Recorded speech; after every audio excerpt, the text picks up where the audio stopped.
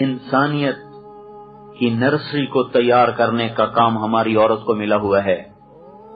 اس لیے سارے کام اللہ نے مرد کے ذمہ لگا دی. کما کے بھی لاؤ، بازار سے کوئی سودا تو وہ بھی لا کے دو، اس کو گھر میں رکھو، اس کو پردے کی چیز بنا. عورت کہتے ہیں پردے کو عورت کا نام ہی پردہ ہے. اور اس کا اسلام نے ایسا پردہ رکھا ہے کہ اس کے نام کے اظہار کو بھی پسند نہیں فرمایا. چہ جائے کہ وہ کھلے بال بازار میں پھرے. پورے قرآن میں کسی ایک عورت کا نام نہیں ہے، صرف حضرت مریم کا نام ہے قرآن بس. باقی سارا قرآن آپ الف لام سے شروع کریں، اب والناس پہ پہنچ جائیں، آپ کو ایک عورت کا نام نہیں ملے گا. مریم علیہ السلام کا نام قرآن میں جو آیا ہے وہ اس وجہ سے آیا کہ ان کے بیٹے کو لوگوں نے کہا یہ اللہ کا بیٹا ہے، تو اس پر اللہ تعالیٰ نے اس الزام کو صاف کیا کہ ذالک عیسی ابن مریم، سنبھل کے بولو میرا نہیں مریم کا بیٹا ہے. باقی جہاں بھی عورت کا نام آیا تو امرات و فرعون کی بیوی، تو اگر اللہ آسیہ کہہ دیتا تو کیا حرج تھا، تاریخ میں ہے نام. امرات العزیز گورنر کی بیوی، اگر اللہ زلیخا کہہ دیتا تو کیا حرج تھا، زلیخا نام موجود ہے. امرات نوح کی بیوی، امرات لوط علیہ السلام کی بیوی. عورت کا نام خامد کی نسبت سے آیا ہے، یا بھائی کی نسبت سے، یا اخت ہارون، اے ہارون کی بہن، یا باپ کی نسبت سے، خامد کی نسبت سے. نام براہ راست مریم بس.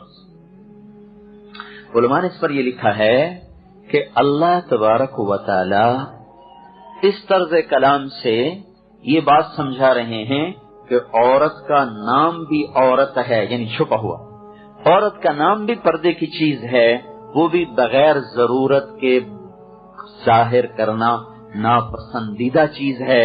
تو چہرہ کھول کے پھرنا یہ کہاں سے جائز ہو جائے گا؟ ویسے تو جائز کرنے کو جو مرضی جائز کروا لیں، ہر جگہ سے مفتی مل جائیں گے.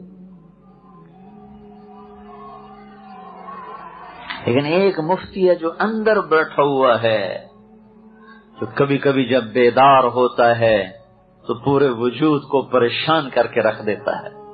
پھر ہم اس کو تھپ تھپا کے سلا دیتے، سو جا، تاکہ مجھے دوبارہ وہ اندر سے پریشان نہ کر دے.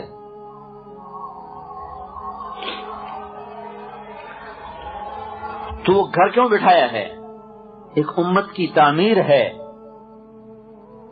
کہ ایسی نسل تیار کرو کہ جو اللہ کا دین اور اللہ کی بتائی ہوئی پسندیدہ زندگی لے کر ساری دنیا میں چل سکیں. تو مرد تو پہلی کمائی میں ہوتی، تھوڑا وقت ملتا، زیادہ وقت تو میں اپنے کاموں میں مشغول ہوں. بچوں کو اسکول اور نرسریوں، فیڈر منہ میں اور اسکول جا رہے، کیا ظلم ہے بھائی، ہمارے زر سے جان چھوٹے. اور وہاں سے آئے تو ٹیوٹر کے حوالے، وہاں سے آئے تو ٹی وی کے حوالے، جو یہود نے بیٹھ کے ہماری ساری نسل خرید لی. ایسا بے حیا معاشرہ ہمیں دے دیا کہ جہاں حیا دار ہونا بے عزتی ہو گیا، برقع کرنا وہاں ایک شرم کی چیز بن گیا، اور کھلے منہ پھرنا ایک شرافت کی چیز بن گیا. یا اللہ، کس دیش میں آ گئے جہاں الٹی گنگا بہتی ہے.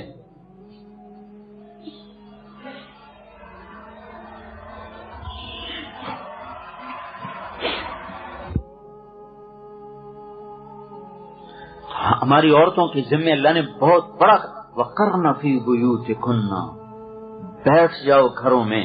کیا کرو؟ وَاذْكُرْنَ مَا يُتْلَى عَلَيْكُنَّ مِنْ آيَاتِ اللَّهِ وَالْحِكْمَةِ. یہ تمہارا کام ہے کہ اپنے گھروں میں بیٹھ کر اللہ کی کتاب اور اللہ کے رسول کی زندگی اپنی اولاد کو سکھاؤ، آنے والی عورتوں کو سکھاؤ.